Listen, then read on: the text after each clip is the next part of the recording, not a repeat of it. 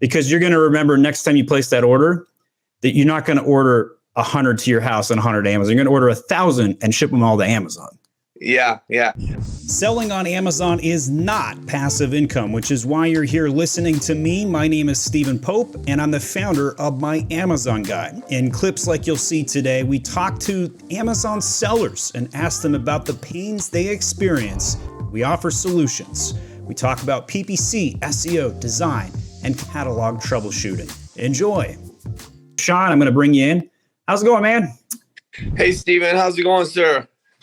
I'm doing great. How can I help today? Yeah, I have a couple of questions. First of all, thanks for your channel and videos. We really enjoy it. Always learn a lot. You're very welcome. Thanks. Thank you. Yeah, absolutely. The one thing I wanted to ask you is that so I have a problem with a current launch that I just did. It's kind of a good problem, I would say. But so I launched a product and it has a lot of variations on the listing, and we basically sold out within a week, I would say. Congratulations, that's incredible. How many units are we talking? Like 120. Okay. So no reviews, brand new listing. So we just launched it and essentially sold out pretty quick, maybe a little bit more than 120. Honestly, I have to go back and look, but roughly in that range, within 50 to 120. So basically, it's not like a monstrous million searches a month kind of category.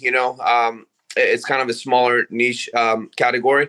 So basically, right now, I'm in the process of restocking. I do have inventory a little bit left here locally at my warehouse, at my small. So you have more inventory on hand? Yes, I do, but not a lot. I mean, I'm talking like a couple hundred. Okay. Like about 300. Roughly. Did you create a duplicate SKU on the same ASIN so you could sell it FBM while you're waiting to restock FBA? No, I did not, because the FBM part, I don't have a solution to. How do I? If I do that, what's the best? And because I mean, what's the best source to I guess fulfill that order if I received one? Where are you storing the inventory?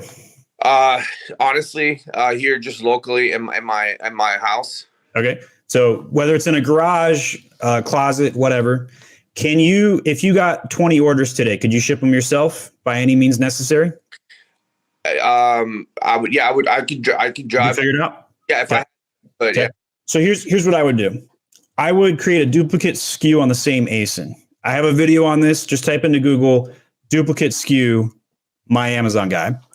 And this is completely kosher. This is completely white hat. It's normal to have multiple fulfillment of the same unit. Okay. You're then going to add your stock quantity to your FBM. You can put it at 50, you can put it at 100, whatever you want to do there. That's fine. And then when the order comes in, it's going to show up in your orders.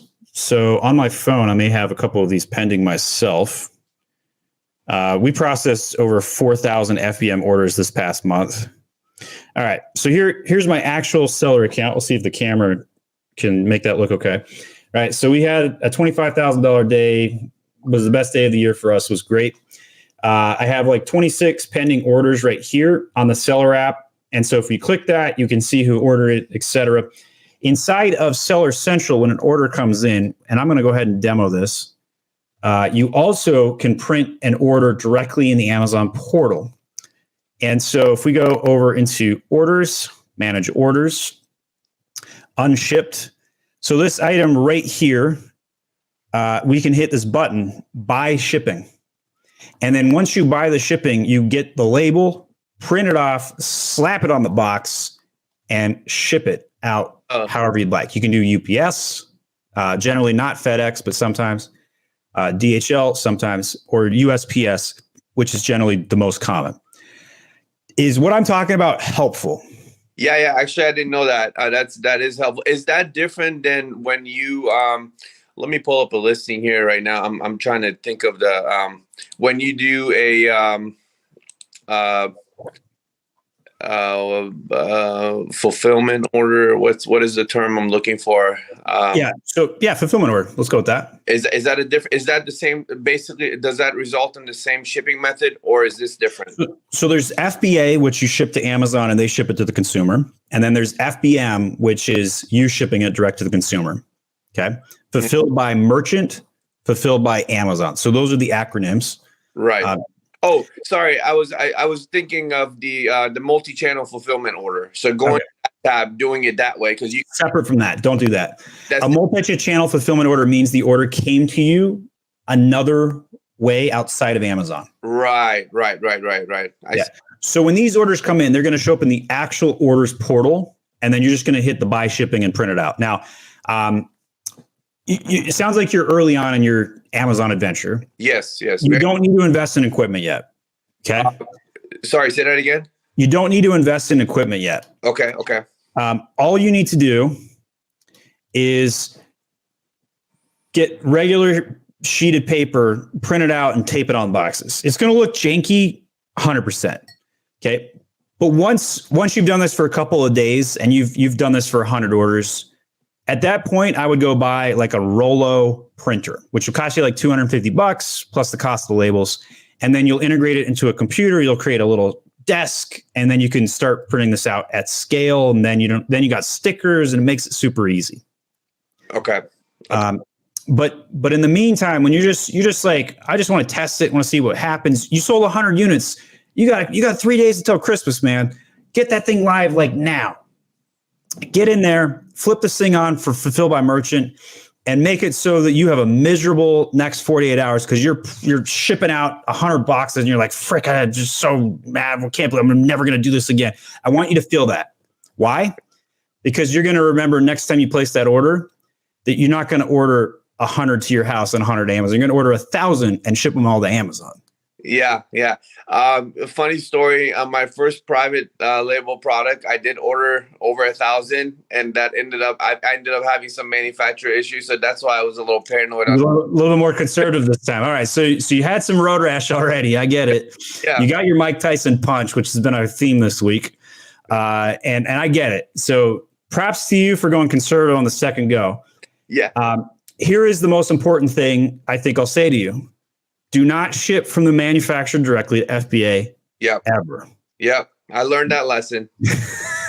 Because the Chinese aren't thinking about January. They're thinking about December 22nd. And they don't care if you order again from them.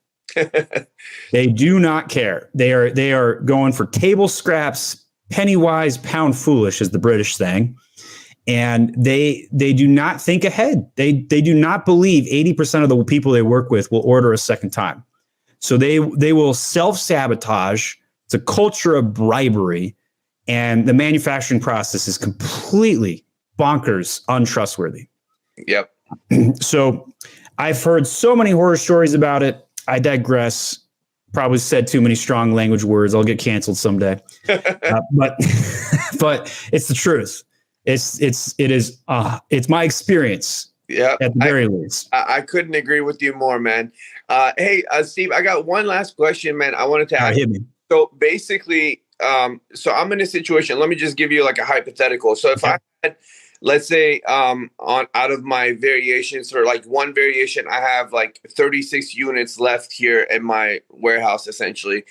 Should I because I actually was in the process of prepping everything and sending it to Amazon, like literally, like I was about to create the shipping label today, Okay. So either I do that and send like all in everything I have and send it in, as soon as possible. So it gets processed. I know it's going to take a while to get processed, but either I do that or I just do kind of like half, kind of the methodology you're talking about, going through the FBM process and then fulfilling that in the meantime. So where I'm not completely, there's no wrong answer here. Personally, if I were in your shoes, I think you need to learn FBM and I would flip it live immediately instead of shipping those 36 in. And whatever doesn't sell by Christmas, maybe ship that in on December 26th. So you can take vacation until the new year, right? And then drop it off at UPS and call it a day. But I think the next 48 hours, anybody who has inventory on hand and it's not live at FBA, flip FBM on. It's painful. You're like chaos. You're shipping out boxes. You're dropping off at UPS. It's miserable work, to be clear. But it is such a good lesson. I highly recommend it. And to do that, you said basically I would need to create. How do I do that again, dude? Duplicate the SKU. So right after this, jump off, go to Google, type in duplicate SKU, my Amazon guy. My video, 5-minute long, super easy to do. You could do this in 15 minutes right after this session, and just turn it live immediately. And then go make mistakes. Okay. All right, Sean. Slam that like and subscribe button and join me every Thursday, noon Eastern Standard Time, where you can watch Amazon sellers come on camera and ask me literally any question live. We'll see you then.